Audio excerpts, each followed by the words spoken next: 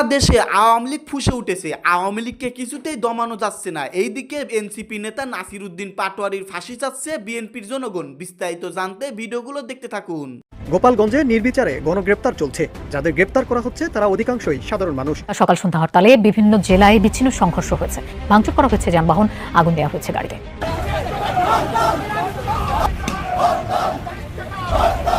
এই নাসিরউদ্দিন পাটোয়ারিরা ঘোলা পানিতে মাছ শিকার করার চেষ্টা করছে। নুনরা বিভিন্ন জায়গায় অসভ্য কথাবার্তা বলে বিভিন্ন মানুষকে উস্কিয়ে দিয়ে ঘোলা পানিতে তারা মাছ শিকার করার চেষ্টা করেন। কিছুদিন আগে জনাব তারেক রহমানকে নিয়ে কয়েকজন উশৃঙ্খল কর্মী তাদের মিছিলে যে স্লোগান দিলেন, এই স্লোগানের ফলে সারা বাংলাদেশে একটা ব্যাপক সমালোচনার। নাসিরউদ্দিন পাটোয়ারি, নাসিরউদ্দিন পাটোয়ারি, তুই কে? তুই কোথায় ছিলি? তোর তো আন্দোলনের সময় দেখিনি সামনে। এনসিপি যে দলটা, এরা কি এখনো মেম্বার হওয়ার যোগ্যতা অর্জন করছে বাংলাদেশে? আওয়ামী লীগে মূলত চাই যে নির্বাচনটা কাল বিলম্ব হোক, যেন আরেকটা 1-11 সৃষ্টি হয়। আমরা যারা রাস্তাঘাটে থাকি, চায়ের দোকানে বসে রাজনীতিক আলাপ করি, আমরা কিন্তু ভিতরের খবর জানি না। দর্শক আসসালামু আলাইকুম। আজকের এই ভিডিওটি খুবই গুরুত্বপূর্ণ, অত্যন্ত স্পেশাল। ভিডিওটি সম্পূর্ণ দেখবেন। সম্মানিত দর্শক শ্রোতা, এবার আওয়ামী লীগ বিএনপি ঐক্যবদ্ধভাবে রাজপথে আন্দোলনে নেমেছেন। সমন্বয়কদের শেষ রক্ষা হবে না। প্রিয় দর্শক শ্রোতা, সমন্বয়কদের যেখানে পাচ্ছে সেখানে কুত্তার মতন পিটাচ্ছে। প্রিয় দর্শক শ্রোতা, নাসিরউদ্দিন পাটোয়ারি বিএনপি নেতাকে নিয়ে যে মন্তব্য করেছে, অবশেষে নাসিরউদ্দিন পাটোয়ারিকে কঠিন হুঙ্কার দিয়েছেন বিএনপি আওয়ামী লীগ ঐক্যবদ্ধভাবে। প্রিয় দর্শক শ্রোতা, নাসিরউদ্দিন পাটোয়ারির শেষ রক্ষা হবে না। যাই হোক, আজকের এই ভিডিওটি সম্পূর্ণ দেখলে বিস্তারিত বুঝতে পারবেন শেখ হাসিনা কোন শক্তি নিয়ে দেশে ফিরতেছেন। তো বেশি কথা না বাড়িয়ে আমরা মূল ভিডিওতে চলে যাই। আপনারা মনোযোগ সহকারে বিস্তারিত ভিডিওগুলো সম্পূর্ণ দেখতে থাকুন। সকাল সন্ধ্যা হরতালে বিভিন্ন জেলায় বিচ্ছিন্ন সংঘর্ষ হয়েছে, ভাঙচুর করা হয়েছে যানবাহন, আগুন দেওয়া হয়েছে গাড়িতে।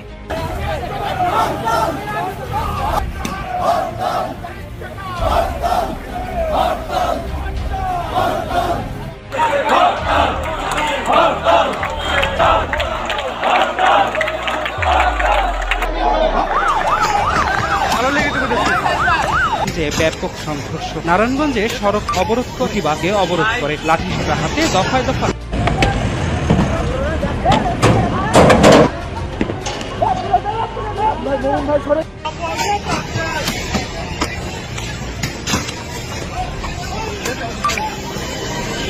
সকাল থেকেই যান চলাচল খুবই স্বাভাবিক ছিল। মাঝখানে হরতালের সমর্থনকারীরা রাস্তা ব্লক করার চেষ্টা করে এবং টায়ারে আগুন দেওয়ার চেষ্টা করে। আওয়ামী লীগের ডাকা হরতালের প্রথম দিনে সকাল সন্ধ্যা চলছে অসহযোগ আন্দোলন। গোপালগঞ্জে নির্বিচারে গণহত্যা ও জনদরদি বঙ্গবন্ধুর কন্যাকে সসম্মানে দেশে ফিরিয়ে এনে অবৈধ ক্ষমতালোভী ইউনূসের পদত্যাগের দাবিতে দেশব্যাপী কঠোর হরতাল ও বিক্ষোভ মিছিল করেছে আওয়ামী লীগ ও তৃণমূলের নেতাকর্মীরা। পুলিশের সঙ্গে চলছে দাওয়া পাল্টা দাওয়া। গাজীপুর রাজশাহী যাত্রাবাড়িতে পুলিশের মুখোমুখি অবস্থানে নেতাকর্মীরা। এক পর্যায়ে পুলিশের ব্যারিকেড ভেঙে পুলিশের সঙ্গে চলে ত্রিমুখী সংঘর্ষ।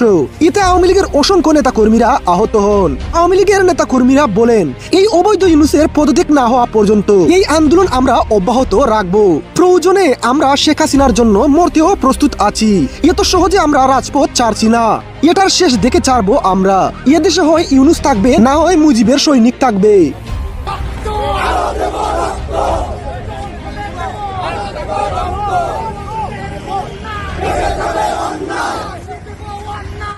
এই নাসিরউদ্দিন পাটোয়ারিরা ঘোলা পানিতে মাছ শিকার করার চেষ্টা করছে। নুনরা বিভিন্ন জায়গায় অসভ্য কথাবার্তা বলে বিভিন্ন মানুষকে উস্কিয়ে দিয়ে ঘোলা পানিতে তারা মাছ শিকার করার চেষ্টা করেন এবং জনগণের সিম্পিতি নেওয়ার চেষ্টা করেন।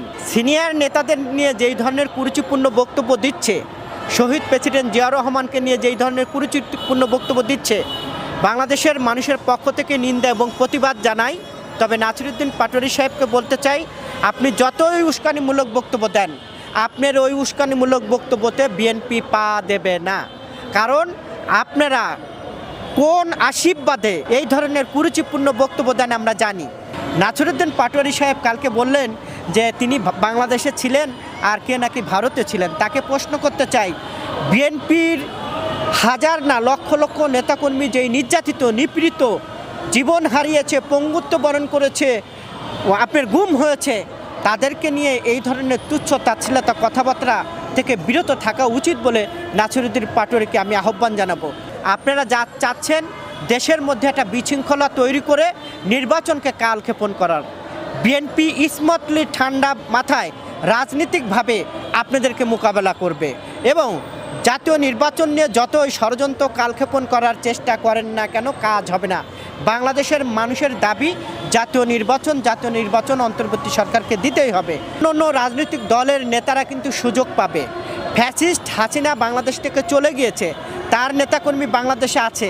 আপনার বক্তব্য নিয়ে এই যে আওয়ামী লীগের নেতাকর্মীরা ঘোলা পানিতে মাছ শিকার করার চেষ্টা করতে পারে।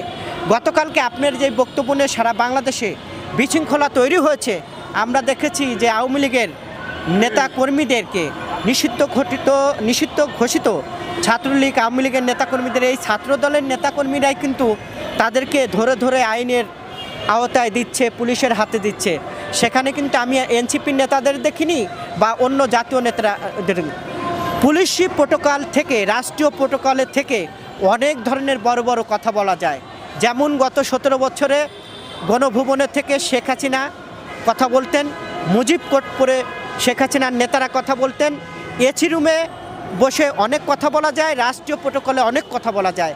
কিন্তু আমাদের মতো এইভাবে ওপেন পলিটিক্স আমরা যারা করি, এই ওপেনভাবে কথা বলতে অনেক হিসাব নিকাশ করে কথা বলতে হয়।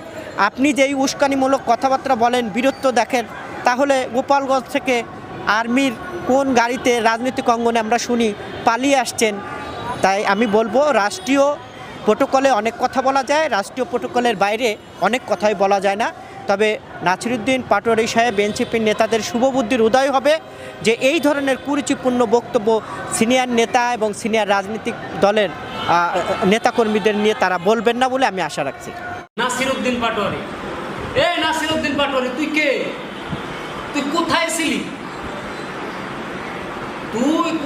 ছিলি? তোর তো আন্দোলনের সময় দেখি নাই সামনে। তুই আজকে আইসা এই দলের অন্যান্য দলের বড় বড় ব্যক্তিদেরকে, বড় বড় রাজনৈতিক ব্যক্তিদেরকে, সিনিয়র রাজনীতি যাদের যে শিষ্য আছে, শিষ্য হওয়ার যোগ্যতা তোর নাই, তুই সেই ব্যক্তিকে বলতে আসছ নব্য গডফাদার। মানে রাজনীতির মাঠে এই ধরনের আচরণ, এটা আমি কথাগুলো তাকে বললাম এই জন্যই যে সে যেই অনুযায়ী তার ব্যবহার, মানে ল্যাঙ্গুয়েজ, একটা রাজনৈতিক দলের একজন বর্তমানে টপ লেভেলের নেতা, তার বিরুদ্ধে যে এই ধরনের কথা তিনি বলছে, সেই অনুযায়ী আমি তাকে বললাম কথাগুলো।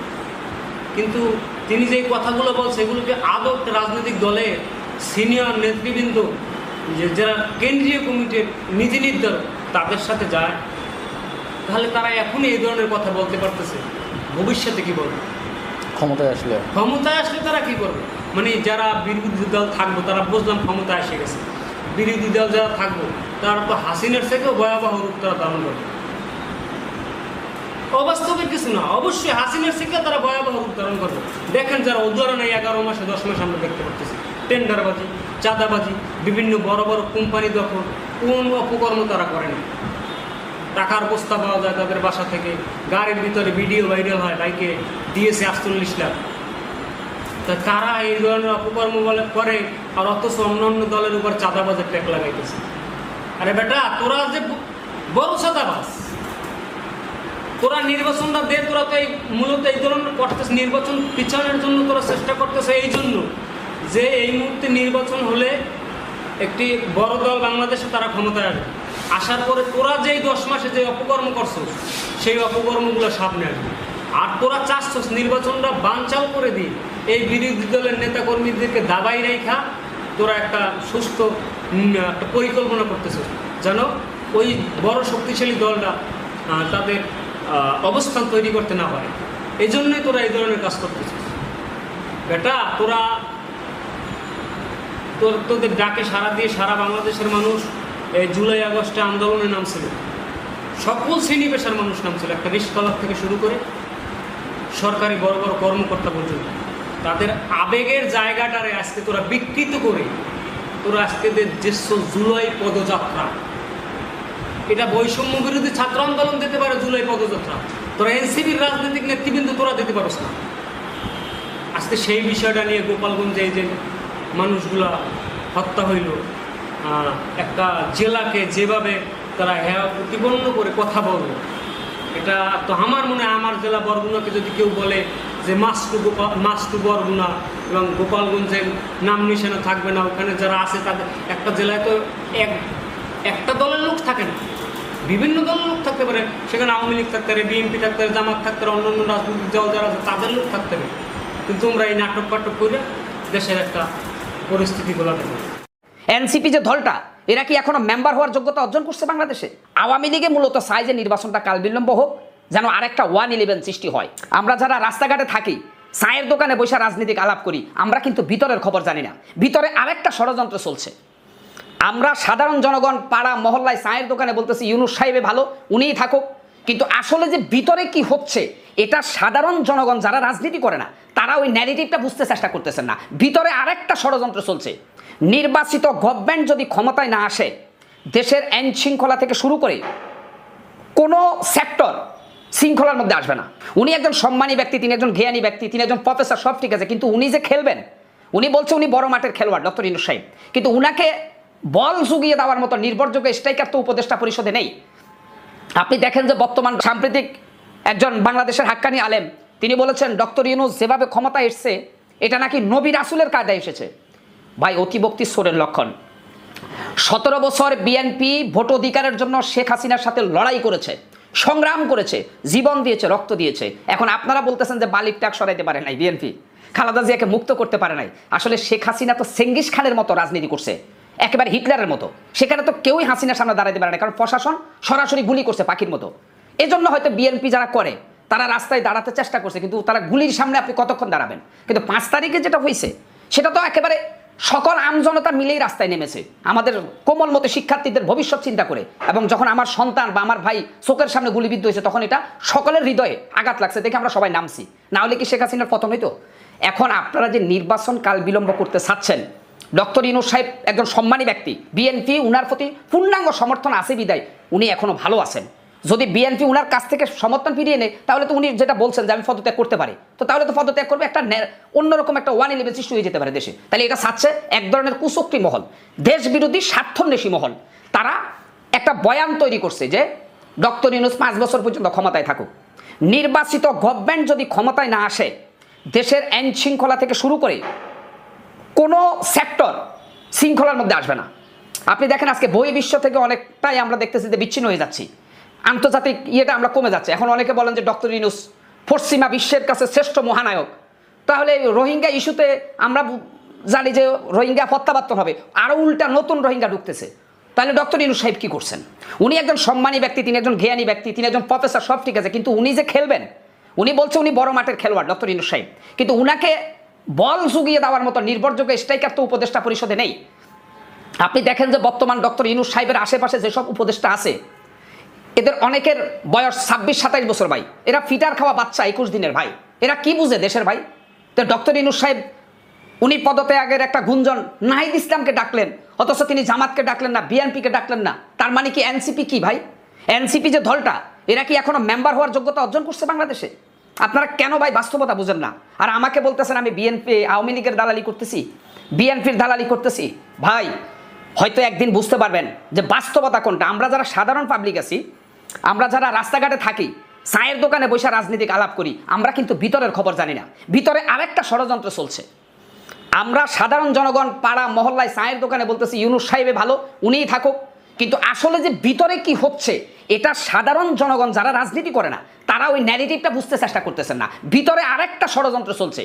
প্রিয় দর্শক, আশা করতেছি বিস্তারিত ভিডিওগুলো আপনারা সম্পূর্ণ মনোযোগ সহকারে শুনেছেন এবং দেখেছেন। প্রিয় দর্শক শ্রোতা, দেশের অবস্থা বর্তমানে ভালো না, আপনারা সকলেই জানেন। আর এর মধ্যে নাসিরউদ্দিন পাটোয়ারি বিএনপি নেতা সালাউদ্দিনকে নিয়ে যে মন্তব্য করেছিল, অবশেষে বাংলাদেশের সমস্ত রাজনৈতিক নেতাকর্মীরা কঠিনভাবে ক্ষিপ্ত হয়ে গেছেন যে বাংলাদেশে যে ঐক্য হয়েছে ওই ঐক্যকে নষ্ট করতেছে নাসিরউদ্দিন পাটোয়ারি।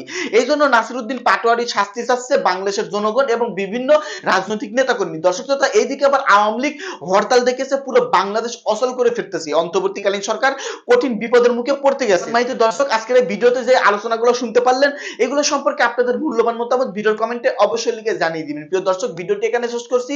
সকলে ভালো থাকবেন, দেখা হবে নতুন কোনো আপডেট নিউজ নিয়ে।